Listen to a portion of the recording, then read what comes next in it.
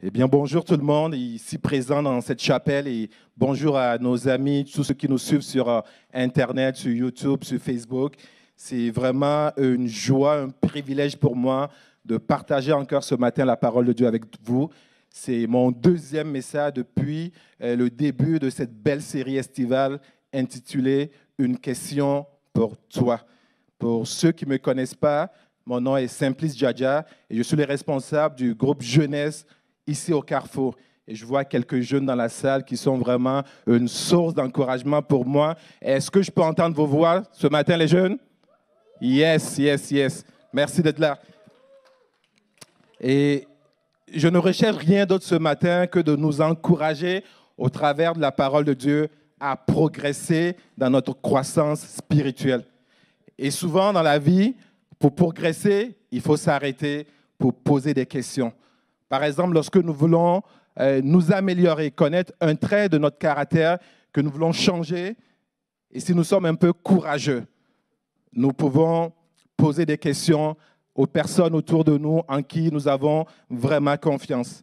On peut leur poser la question, comment tu me décris? À ton avis, quelles sont mes qualités? Quels sont mes défauts? Et les réponses parfois peuvent être dures à entendre, mais ça vaut vraiment le coup. Ça vaut vraiment le coup parce que ça nous aide à progresser et à s'améliorer. Et le but de ces questions, c'est d'avoir une perception juste de nous-mêmes afin de s'améliorer. Mais saviez-vous, les amis, que Jésus... j'ai dit les amis comme si j'étais à la jeunesse. Saviez-vous, frères et sœurs bien-aimés, que Jésus aussi a déjà posé une question similaire à ses disciples? Certes, le but, ce n'était pas d'avoir des commentaires pour s'améliorer. Non, Jésus, il connaissait qui il était. Il était vraiment parfait. Il était le Dieu incarné. Et il est encore aujourd'hui. Il est le Dieu tout-puissant. Mais la question qu'il posait, cette question similaire qu'il posait aux disciples, c'était de les amener à comprendre où ils en étaient avec lui dans leur marche.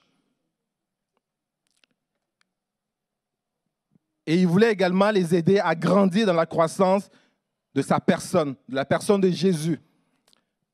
Pour Jésus, ce n'était pas important de savoir la vie des autres, mais ce qui était plus important pour lui, c'est de connaître le cœur de ses disciples, ceux qui étaient proches de lui.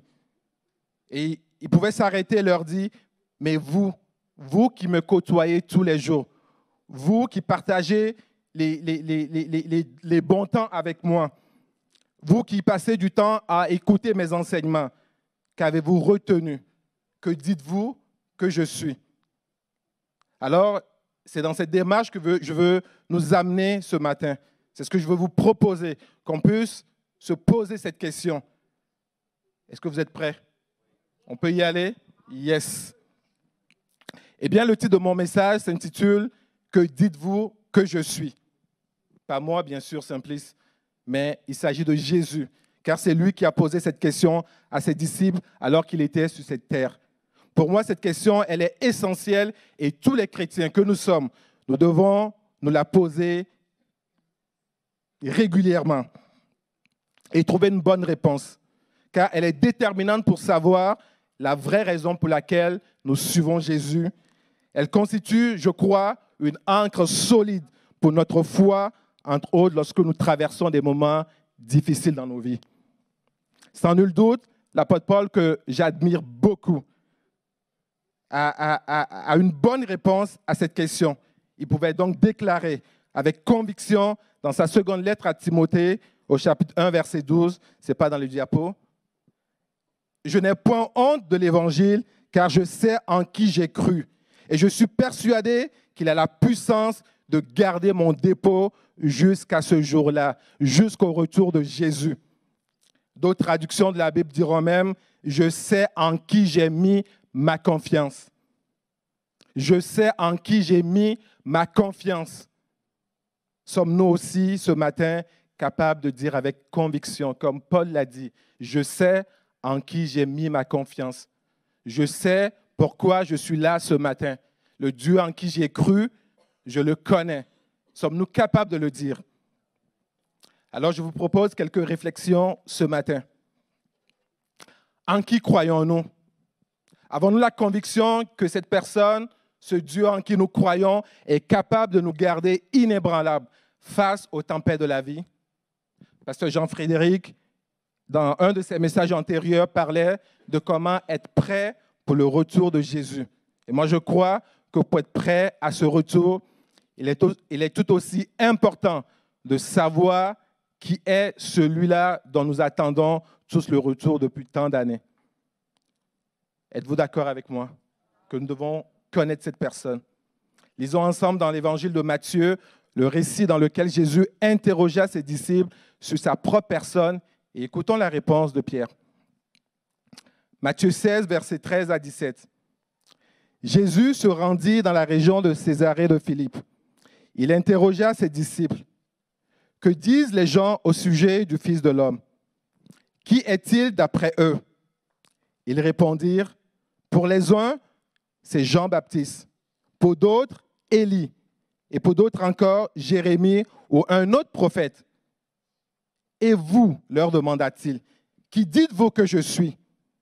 Simon-Pierre lui répondit, tu es le Fils, tu es le Messie, le Fils du Dieu vivant. Jésus lui dit alors, tu es heureux Simon, fils de Jonas, car ce n'est pas de toi-même que tu as trouvé cela, c'est mon Père céleste qui te l'a révélé. Amen. Ce n'était pas fou dans ce temps de penser que Jésus était Jean-Baptiste, Élie, Jérémie ou tout autre prophète déjà décédé. En effet, à cette époque, dans le judaïsme, l'idée de la réapparition des prophètes n'était pas nouvelle. Chacun avait son opinion et toutes ces opinions revenaient à tenir Jésus comme un simple précurseur du Messie. Pas vraiment le Messie, mais un simple précurseur du Messie. Même si Internet et les réseaux sociaux étaient encore très loin d'exister à cette époque, des fausses informations circulaient déjà sur Jésus, au sujet de Jésus. Et une des pires superstitions venait même de Hérode, le gouverneur de la région. Imaginez un peu, le gouverneur de la région, qui pouvait dire dans Matthieu 14, verset 1-2, on lit ceci. À cette époque, Hérode, le gouverneur de la Galilée, entendit parler de Jésus. Cet homme, dit-il à ses courtisans, c'est sûrement Jean-Baptiste. Le voilà ressuscité des morts et c'est pour cela qu'il détient le pouvoir de faire des miracles. C'est pas vrai, hein? Il circulait beaucoup d'informations au sujet de Jésus, mais aucun de ses disciples n'avait encore osé lui poser clairement la question. Probablement qu'ils se la posaient silencieusement dans leur tête. Qui est donc ce jeune homme que nous suivons? Combien, nous aussi aujourd'hui, il nous arrive d'avoir des questions que nous aimerions poser à ceux qui sont autour de nous, même à Dieu, mais nous nous retenons de peur d'avoir une réponse qui ne va pas nécessairement nous satisfaire ou venir nous ébranler un peu dans nos convictions. C'était donc la toute première fois que Jésus leur posa une telle question. Bien avant, beaucoup d'entre eux avaient pressenti en lui un envoyé de Dieu, mais avant Pierre, personne n'osait le reconnaître comme le Messie, comme le Sauveur. Alors Jésus, dans ce passage que nous avons lu dans Matthieu 16, va les aider en quelque sorte en brisant le silence et en leur posant clairement la question. Et vous, mes amis, et vous, mes disciples, et vous, mes proches collaborateurs, que dites-vous aux gens à l'extérieur que je suis? Que leur dites-vous à propos de moi? Et c'est ce que Jésus voulait savoir. Je peux vous rassurer aujourd'hui que Jésus est encore doué pour nous poser ces mêmes questions aujourd'hui. Et il nous la pose. Et quand nous refusons de prendre du temps pour lui poser cette question, lui-même finit par nous la poser. Il nous la pose, cette question, et nous devons avoir une réponse. Une réponse qui va nous permettre de savoir si nous sommes prêts à continuer la marche avec lui ou si nous devons nous arrêter. C'est essentiel d'avoir une réponse à cette question. que dites-vous que je suis? Notez qu'avant que Jésus ne posât cette question à ses disciples, tout se passait relativement bien dans leur vie. Ils avaient été appelés à un moment donné à rejoindre Jésus, à tout abandonner pour devenir ses plus proches collaborateurs. Ils voyaient et vivaient des miracles de Jésus presque tous les jours. Partout où ils se rendaient avec Jésus, ils pouvaient voir la gloire de Dieu. Et 2 fois de suite, avant que Jésus ne leur posât cette question, ils ont été témoins du miracle de la multiplication de pain. Combien d'entre nous n'aimeraient pas voir ce miracle de multiplication de pain?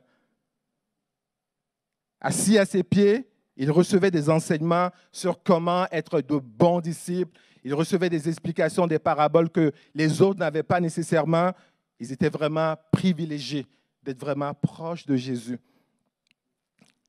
Mais être proche de Jésus ne veut pas dire nécessairement qu'on connaît qui il est. Mais pour marquer l'entrée dans un autre niveau, moi je le crois, une autre dimension de la marche avec Dieu, Jésus a jugé bon, important, de les confronter à cette question afin de les préparer aux choses nouvelles à venir. Sachant que la suite ne s'annonçait pas facile pour les disciples et même pour Jésus. Il a dû passer par des souffrances, par la croix, jusqu'à donner sa vie pour nous. Il voulait éviter à ses disciples de bâtir uniquement leur foi sur Jésus qui faisait des miracles. Il voulait les amener à comprendre qu'au-delà des miracles, il est le Messie, le Sauveur, le Fils du Dieu vivant. Bien-aimés, comprenons que le Christ en grec, comme le Messie en hébreu, signifie loin de l'Éternel, celui qui a reçu toute la plénitude de l'onction de Dieu. Et dans la réponse de Pierre, Pierre pouvait dire avec une pleine conviction, et il voyait en Jésus l'accomplissement de toutes les promesses de Dieu, la réalisation divine de l'alliance tout entière, la révélation divine de l'ancienne alliance tout entière. Il voyait en Jésus le libérateur promis à Israël et au monde. Alors nous sommes concernés aussi. Le libérateur de tout le monde, de la planète tout entière. Et pour bien marquer la portée de cette confession, Pierre ajouta au nom de Dieu un qualificatif qui a une profonde signification. Il va dire, tu es le Fils du Dieu vivant, dans un sens unique et exclusif, l'opposant ainsi aux idoles sans vie, aux dieux sans vie qu'adoraient les hommes à l'époque et que certains adorent encore aujourd'hui.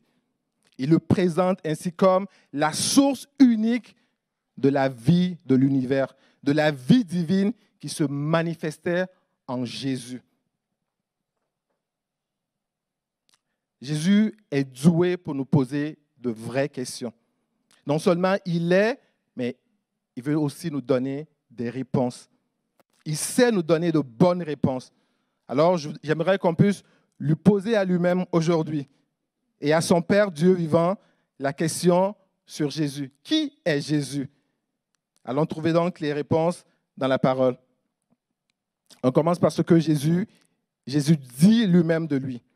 Dans Jean 6, verset 35, il est dit, Jésus leur dit, c'est moi qui suis le pain de la vie. Celui qui vient à moi n'aura jamais faim et celui qui croit en moi n'aura jamais soif. Jésus déclare ici qu'il est celui qui communique la vie en abondance.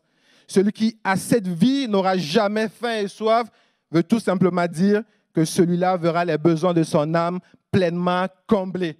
On a besoin d'avoir les besoins de nos âmes pleinement comblés. Jean 14, versets 5 à 7, il dit ceci. C'est Thomas qui parle. Thomas lui dit, « Seigneur, nous ne savons pas où tu vas. Comment pouvons-nous en savoir le chemin? » Jésus lui dit, « C'est moi qui suis le chemin, la vérité et la vie. On ne vient au Père qu'en passant par moi. Si vous me connaissiez, vous connaîtriez aussi mon Père, et dès maintenant, vous le connaissez et vous l'avez vu. » Amen. Jésus est le seul et unique chemin qui nous mène à Dieu.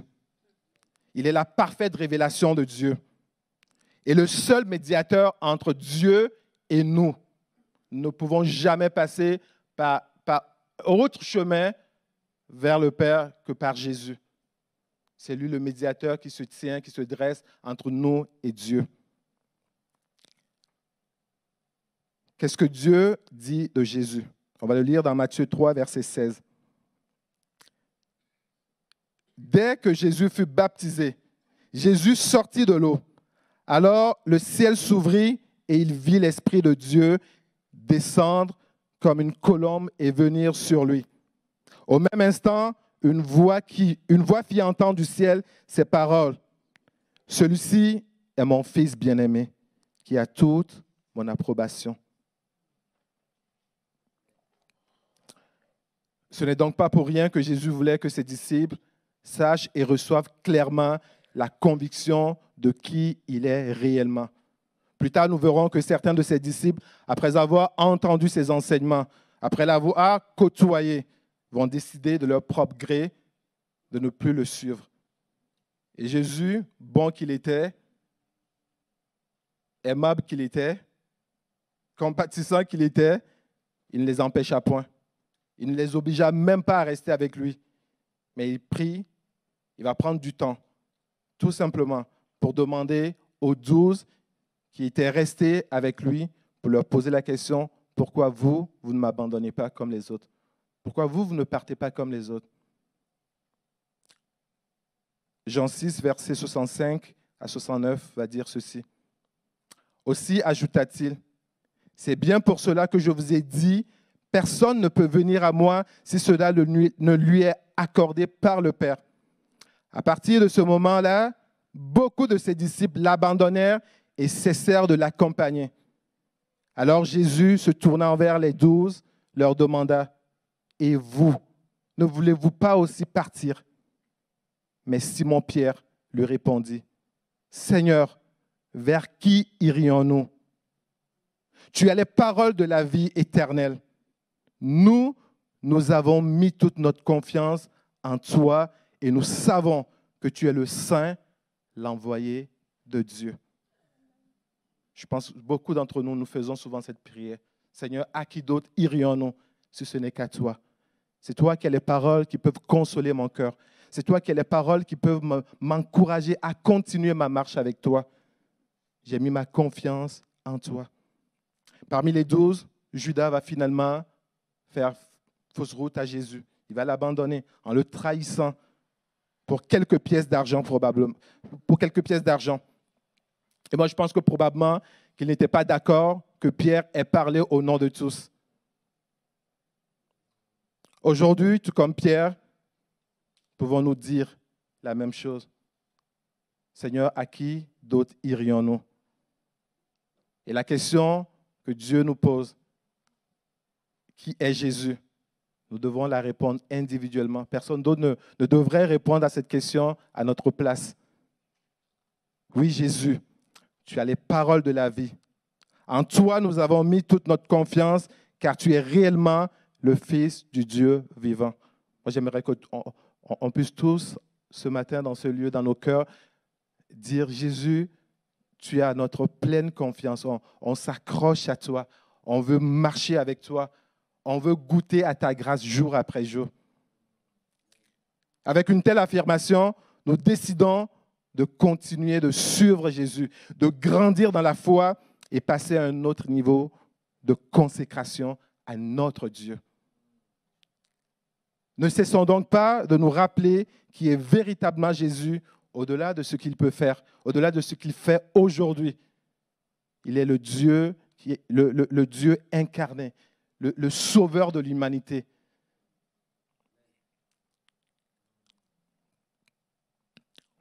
Nous n'avons pas tous connu, je le crois, Jésus, ou nous ne le connaîtrons pas tous de la même façon.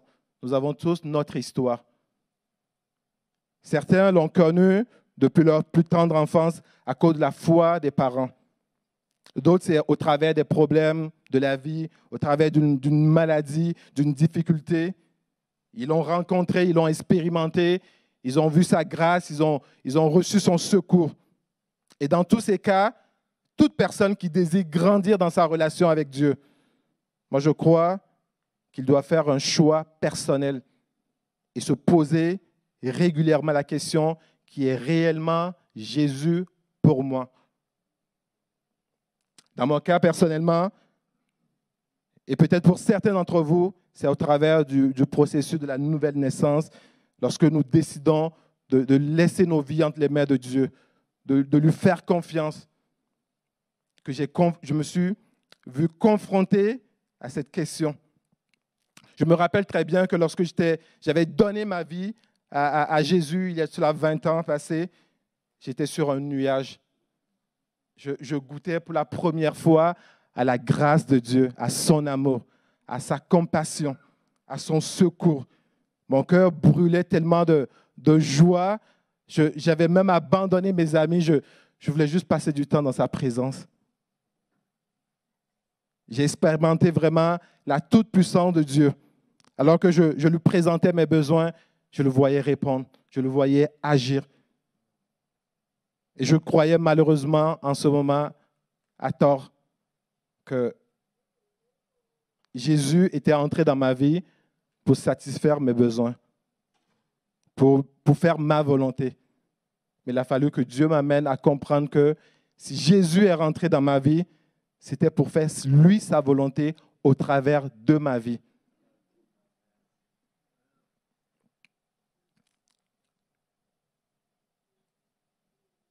Et j'ai compris en ce moment qu'au-delà de ce que Jésus faisait, au-delà de la réponse que je pouvais recevoir de mes prières, c'était de ma responsabilité de comprendre que Jésus est avant tout le Messie, le sauveur de mon âme, celui qui est venu me réconcilier avec Dieu au travers de son sacrifice à la croix. Et avant de se laisser convaincre par cette vérité essentielle, je vous avoue que j'ai dû passer des jours, des mois à me questionner. Et je peux l'appeler même aujourd'hui que j'ai vécu ce qu'on appelle une crise de foi. Une crise de foi. Ah, j'étais vraiment malheureux. Mais ça a été salutaire pour moi. Parce que ça a complètement changé ma perception de qui Dieu est. Et je pouvais, dans ces moments, entendre Dieu me demander, « Simplice, qui dis-tu que Jésus est? Pourquoi le suis-tu? Est-ce que tu le suis juste parce qu'il répond à tes besoins? Et s'il décidait aujourd'hui de permettre qu'un mal t'atteigne, est-ce que tu vas continuer encore à le servir? Est-ce que tu vas continuer encore à le louer, à le chanter, à l'adorer? Sois vrai avec moi. » C'est le genre de question qu'on ne répond pas en un claquement de doigts. Est-ce que vous êtes d'accord avec moi? On répond souvent dans notre cœur. On n'ose pas ouvrir la bouche. Et je peux vous dire, si je suis là ce matin, je crois avoir trouvé de bonnes réponses. Et ces réponses ne sont pas le fruit de l'intellect, mais d'une conviction profonde de Dieu qu'il vient déposer dans le cœur de l'homme, des hommes et des femmes que nous sommes ce matin. Comprenez qu'il n'y a absolument rien de mal à poser des questions. C'est même encouragé de poser des questions, poser de vraies questions. Mais ce qui est mal, c'est le fait d'être fermé à ce que l'Esprit de Dieu veut nous dire. Si nous posons des questions, soyons prêts à recevoir des réponses. Même si cela ne fait pas notre affaire, soyons prêts à recevoir cette réponse, surtout lorsque cette réponse vient de l'Esprit de Dieu. Parfois, nous pouvons malheureusement voir ces questions comme une menace, alors qu'elles sont de belles opportunités pour nous, pour grandir, pour nous enraciner notre foi et pour être encore plus près de Dieu. Dans le passage que nous avons lu dans Matthieu 16, verset 17, Jésus dit à Pierre que la révélation qu'il a de lui ne venait pas de Pierre lui-même, mais venait du Père, le Dieu vivant. Chacun de nous avons besoin de cette révélation dans nos vies, car une foi qui reste uniquement au niveau de l'intellect, au niveau de l'intelligence humaine, ne peut pas nous garantir de conserver le dépôt jusqu'au retour de Jésus. La foi, elle est spirituelle, elle vient de ce que nous entendons, et ce que nous entendons vient de la parole de Dieu. Et cette parole doit descendre au plus profond de nous. On doit la laisser faire son œuvre en nous. On doit la laisser nous challenger, nous bousculer et nous rapprocher de Dieu. Ne soyons pas des auditeurs oublieux, mais mettons en pratique ce que nous recevons de Dieu par sa parole. Une fois que cette parole est semée dans notre cœur, elle a besoin de l'action du Saint-Esprit pour produire la vie. Parce que cette vie, elle vient de Jésus. Nous pouvons donc à chaque jour nous approcher de Dieu et lui demander de se révéler à nous et nous disposer à être aussi à son écoute. Écoutons ce que Paul dit dans 1 Corinthiens 2, verset 14. Mais l'homme sans Dieu ne perçoit pas ce qui vient de l'Esprit de Dieu. À ses yeux, c'est pure folie et il est incapable de le comprendre car seul l'Esprit de Dieu permet d'en juger. L'homme sans Dieu ne reçoit pas ce qui vient de l'Esprit de Dieu. Nous avons nécessairement besoin, frères et sœurs, de Dieu pour recevoir les choses de l'Esprit. Avoir la révélation de qui Jésus est n'est pas une fin en soi. C'est le début d'une merveilleuse aventure de foi et de dépendance à Dieu et à sa volonté. Même le grand Pierre, bien qu'il eût cette révélation de qui Jésus est, le Messie, le Fils du Dieu vivant, il l'avait reçu comme révélation. Il a malheureusement, à un moment donné, succombé à la tentation de renier Jésus face à la pression, face à la peur de se faire tuer, de perdre sa vie. Il a certainement eu besoin de la prière de quelqu'un de plus grand que lui.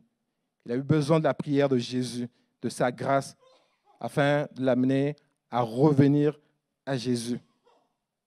Dans Luc 22, versets 31-32, avant l'arrestation de Jésus, suivi de sa mort, il va lui dire qu'il a prié, Jésus va lui dire qu'il a prié pour lui, afin que sa foi ne défaille point, afin que lorsque les épreuves vont arriver, sa foi puisse rester inébranlable. On le lit ensemble. Simon, Simon, Satan vous a réclamé pour vous passer au crible comme le blé. Mais moi, j'ai prié pour toi, afin que ta foi ne disparaisse pas. Et toi, quand tu seras revenu à moi, affermis tes frères. Affermis-les. Aujourd'hui, Jésus continue d'intercéder encore pour nous auprès du Père, pour que chacun de nous puissions garder la foi en lui, peu importe les circonstances, peu importe les difficultés, peu importe les pandémies, 4e, 5e vague, on va rester ferme et inébranlable dans la foi en Jésus. Il veut que nous soyons des hommes et des femmes qui ont une foi qui sont affermis en Dieu, qui soient capables de tendre la main vers d'autres personnes qui sont peut-être fatiguées, découragées, et les affermir, les soutenir, les encourager, les fortifier et faire de ces gens des disciples. Des disciples, pas juste des croyants, mais des disciples de Jésus, des passionnés du cœur de Dieu. Amen. Bien-aimé, quelle est ta réponse ce matin face à la question « Qui est Jésus pour toi ?» Est-ce que tu vas continuer de le suivre s'il ne répond pas à tous tes désirs, selon ton plan, selon ton scénario? Est-ce que tu le suis seulement lorsque tout va bien ou pour ce qu'il te donne ou qu'il t'a promis de te donner? Oui, Jésus, il est capable de répondre à nos besoins, d'honorer ses promesses. Il n'est pas un homme pour mentir. Mais n'oublions jamais qu'il est souverain et il fait toutes choses selon le conseil de sa volonté. Il connaît mieux que nous-mêmes ce que nous avons, ce qui est bon pour nous. Et c'est difficile parfois pour nous de l'accepter. Mais je veux nous encourager ce matin à lui soumettre toutes choses par la foi et à continuer à marcher à sa suite pour la bonne raison. La bonne raison de le suivre, c'est pour qui il est. Il est loin de Dieu, le Fils du Dieu vivant, celui qui est mort pour tes péchés, pour mes péchés. Et il est celui qui est ressuscité des morts. Notre espérance, il est celui qui est ressuscité des morts. On peut lire ensemble un passage qui m'a toujours marqué, profondément marqué. C'est dans 1 Corinthiens 15, versets 17 à 19. Or, si Christ n'est pas ressuscité, votre foi est une illusion et vous êtes encore sous le poids de vos péchés. De plus, ceux qui sont morts unis à Christ sont à jamais perdus. Écoutez bien. Si c'est seulement pour la vie présente que nous avons mis notre espérance en Christ, nous sommes les plus à plaindre des hommes. Il y a d'autres versions qui vont dire nous sommes les plus malheureux des hommes. Si c'est seulement pour cette vie présente que nous espérons en Jésus, nous sommes plus que malheureux. Notre espérance et notre confiance en Dieu doit aller au-delà de ce que nous pouvons vivre sur cette terre ou ce que nous pouvons recevoir de notre vivant. Elle doit aller au-delà de cela. Alors que les musiciens s'approchent, j'aimerais juste terminer avec ce rappel combien important pour nous. Celui en qui nous croyons et pour qui nous sommes venus célébrer ce culte de louange et d'adoration ce matin, c'est qui? Amen. C'est Jésus. Jésus. Il est le Messie, le Fils du Dieu vivant, celui qui est digne de confiance et d'adoration. Il est le chemin, la vérité et la vie. Il est celui par qui nous avons le pardon de nos péchés, celui qui nous a réconciliés avec Dieu. Dans Romains 3, versets 23 à 24, il est dit « Car tous nous avons péché et nous sommes privés de la gloire de Dieu.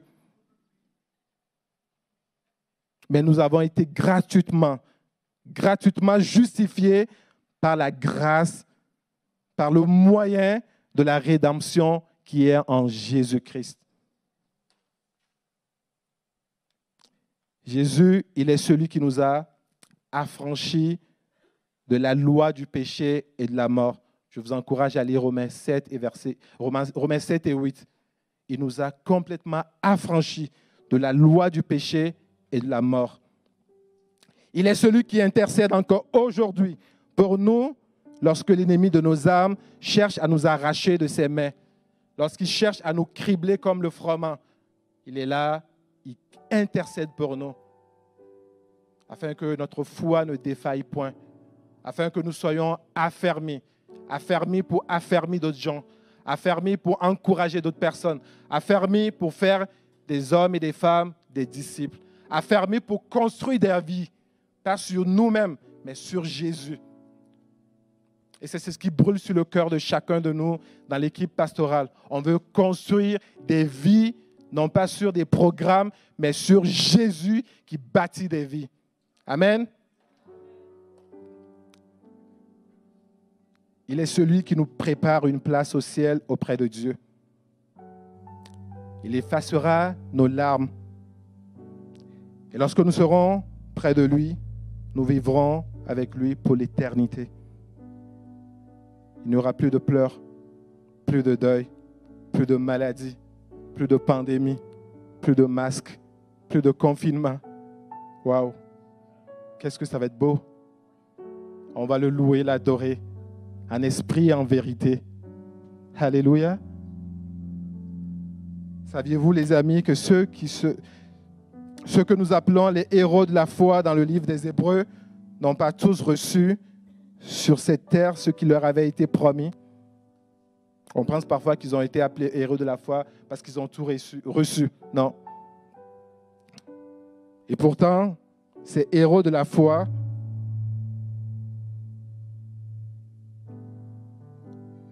ont marqué l'histoire et marquent encore l'histoire aujourd'hui. Savez-vous pourquoi?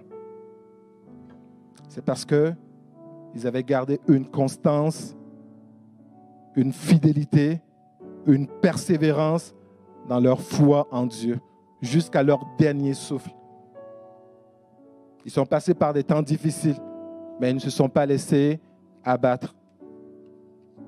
Malgré les trahisons, malgré les blessures, malgré les déceptions, ils avaient le regard fixé sur les choses d'en haut, sur ce que Dieu est véritablement, pas uniquement sur ce que Dieu peut faire ou fait dans leur vie. Hébreux 11, versets 13 à 16 dit, « C'est dans la foi que tous ces gens sont morts sans avoir reçu ce qui leur avait été promis. Mais ils l'ont vu et salué de loin. Et ils ont reconnu qu'ils étaient eux-mêmes étrangers et voyageurs sur la terre. Ceux qui parlent ainsi montrent clairement qu'ils recherchent une patrie. En effet, s'ils avaient eu la nostalgie de celle qu'ils avaient quittée, ils auraient eu l'occasion d'y retourner. En fait, c'est une meilleure patrie qu'ils désirent, c'est-à-dire la patrie céleste. Aussi, Dieu n'a pas honte d'être appelé leur Dieu et il leur a préparé une cité. Frères et sœurs, gardons fermement la foi en Jésus, afin que Dieu n'ait pas honte d'être appelé notre Dieu, qu'il soit fier de nous et que nous soyons fiers du Dieu en qui nous avons mis notre confiance. Il est fidèle, il est bon, il est compatissant, il se soucie de nous, de nos difficultés, de nos peurs, de nos craintes. Osons-lui lui parler cœur à cœur. Les questions que nous avons, posons-lui ces questions et il a une réponse pour nous. Il veut qu'on l'adore en esprit et en vérité. Alors que je préparais ce message, je crois que Dieu me mettait vraiment à cœur de prier avec tous ceux qui, pour toutes sortes de raisons, ont laissé leurs yeux se détourner de qui Dieu est réellement. Ils ont l'âme peut-être fatiguée, abattue, tellement focalisés sur leurs propres besoins qu'ils oublient la grâce que Dieu leur a faite en leur donnant la vie. Et cette vie, il veut la raviver ce matin. Il veut qu'on se souvienne qu'il a payé un grand prix pour chacun de nous. Et que les souffrances passagères que nous pouvons vivre aujourd'hui ne devraient pas nous éloigner de lui, ne devraient pas nous séparer de lui, mais plutôt être un motif pour que nous puissions nous rapprocher de lui, aller chercher la source en lui, aller chercher des réponses en lui.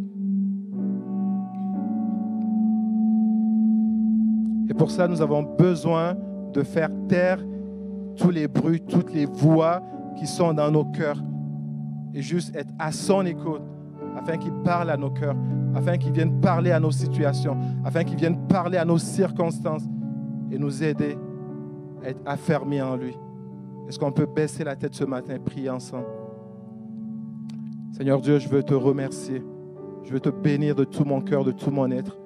Je veux t'honorer, glorifier ton nom, magnifier ton nom pour qui tu es. Tu es le Dieu vivant. Tu es le sauveur de l'humanité. Tu es celui-là qui est venu nous arracher des mains de l'ennemi. Tu es celui-là qui a tracé un chemin devant nous. Tu es celui-là qui nous a pardonné nos fautes, qui nous a pardonné nos transgressions. Tu es celui-là qui prend plaisir à entendre nos questions. Seigneur, je veux prier pour mes frères et sœurs ce matin qui sont fatigués, qui sont découragés, qui attendent une réponse de toi, cette réponse qui tarde à venir et qui fait qu'ils se sont éloignés de toi et qu'ils ne voient rien d'autre que leurs soucis, leurs problèmes, leurs difficultés. Seigneur, je prie ce matin que tu viennes insuffler dans les cœurs la paix qui vient de toi, la confiance qui vient de toi, le courage qui vient de toi, la vie qui vient de toi. Seigneur, parle au cœur ce matin. Je te prie de faire taire tous les bruits dans nos cœurs ce matin. Tous ces mensonges de l'ennemi, Seigneur, que tu puisses les ôter au nom de Jésus. Et viens, Seigneur, nous donner la parole de vie. Une parole qui produit la vie en nous. Une parole qui produit l'espérance en nous. Une parole qui produit la joie en nous. Père, on a besoin de toi. On a besoin de toi. On ne sait pas ce qui nous attend demain, ni après-demain. Mais on sait que toi, tu te tiens toujours à nos côtés. Jésus, tu es à nos côtés. Tu intercèdes pour nous. Et tu veux entendre nos prières. Tu veux entendre nos questions. Et tu veux les répondre, Seigneur. Père, pose ta main sur nous ce matin. Pose ta main sur nous. Viens nous vivifier. Viens nous fortifier dans notre âme. Viens nous révéler Jésus. Si certains d'entre nous n'ont pas encore une réponse à cette question, qui est Jésus? Viens leur donner cette révélation comme tu l'as donnée à Pierre. Donne cette révélation ce matin. Parle au cœur ce matin. Parle au cœur. Parle au cœur, Seigneur. Guéris les cœurs. Encourage et fortifie ce matin. Sois béni, Jésus. Sois loué pour qui tu es. Pour qui tu es. On veut adorer ton nom ce matin. On veut élever ton nom. Ton nom qui est au-dessus de tous les noms. Ton nom devant lequel tout genou va fléchir pour se prosterner et chanter tes louanges. Alléluia. Merci Seigneur. Merci pour ce que tu fais dans ce lieu. Merci pour ce que tu fais pour le Carrefour. Merci parce que tu construis des vies, Seigneur, au travers de cette église, Seigneur. Merci, Seigneur, parce que tu fais de nous des lumières dans cette ville, Seigneur. Tu fais de nous, Seigneur, des disciples accomplis, Seigneur. Des disciples affermis, Seigneur. Merci, Seigneur. Merci d'être avec nous. En ton nom, nous avons prié. Et tous ceux qui aiment Jésus peuvent dire un grand yes. Merci.